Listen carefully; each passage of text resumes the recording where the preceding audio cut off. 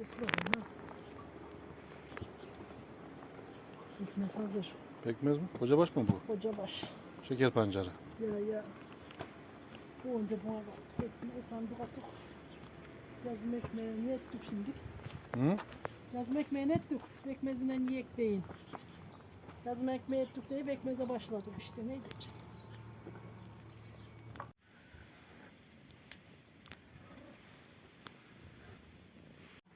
Hadi gel.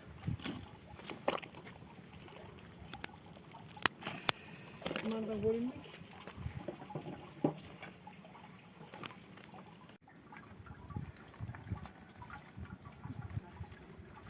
Geçeyim mi de?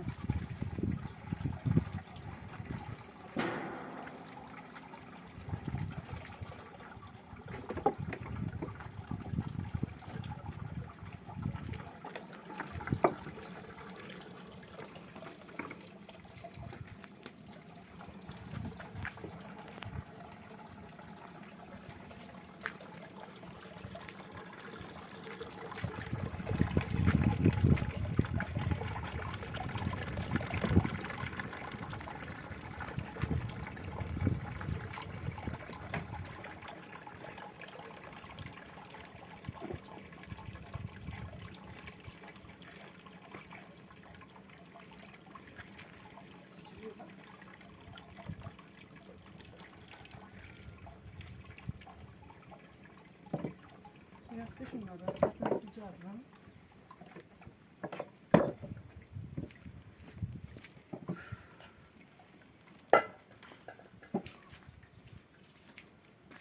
Yok.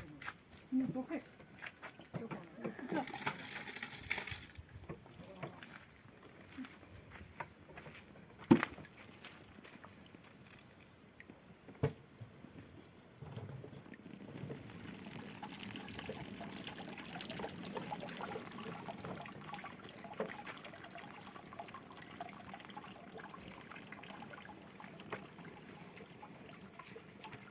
Yüzükler.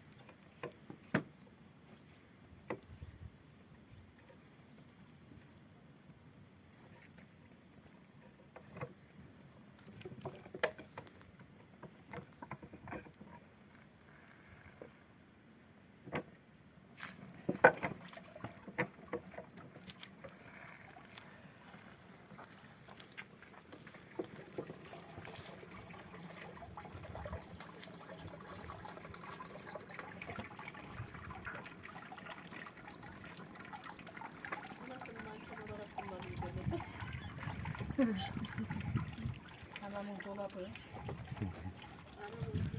Anamın şeyleri. Kaşıklar.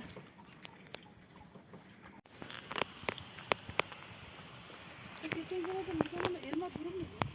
Aman ne? Hazır ateş varken 2 tane de mısır. Başka da yok ha.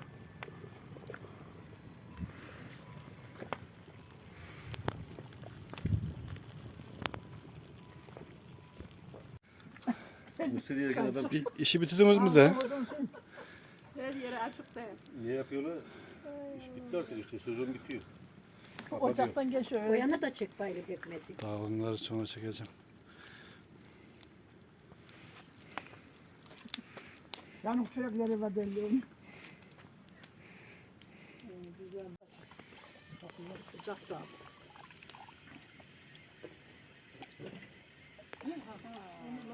İyi yere dokunmadı, şeye dokundu. Aha. güzel. İyi hayır, domluyor şaptı.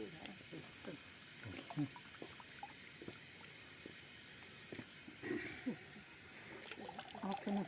Neyle sileceksin altını? Şey üstüne koysak ya. Şişeyi. Şey şuraya bırak yanmasına. Uzak belli bu. Sıcakta da dondu. Tarlada şişeydi o. Daha Kovada sıcak soğurdu. Ama yaştan öyle